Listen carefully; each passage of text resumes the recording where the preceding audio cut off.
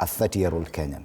Even a 32-year-old Kenyan has seen no other constitution in as far as their adult life is concerned.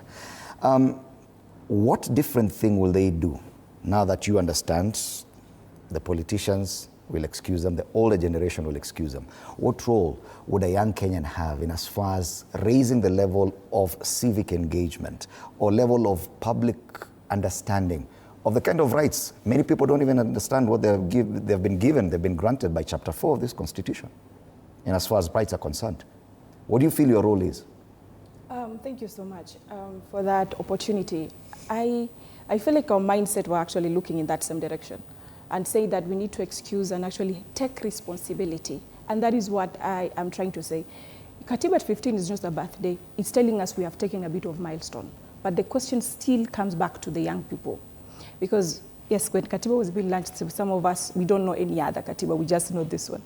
And the only other excuse is we've not been able to take the spaces and actually actively, until later on, and actually actively being involved, not in just propagating for our rights, but in making a deliberate and intentional attempt to educate the Katiba, because it is something that someone has to take a bit of interest in and actually read.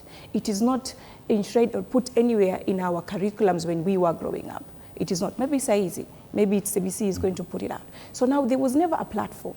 There was never an institutional platform that will allow young people to actually dive deep into the Constitution and take responsibility and say, mimi kama kijana, I will want to make the other people be more informed and actually understand what it means for the Katiba. Because the youth have an element of responsibility because they are the future.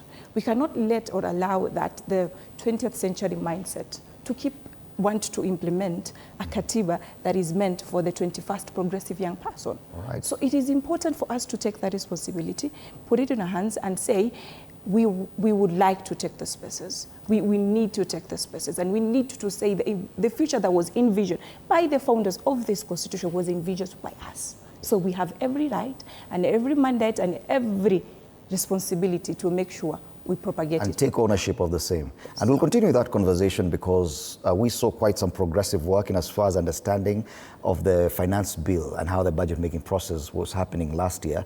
But we seem to have taken a step back from that. We'll be looking at that in as far as our understanding of the Constitution is concerned from a different generational perspective. You're watching Morning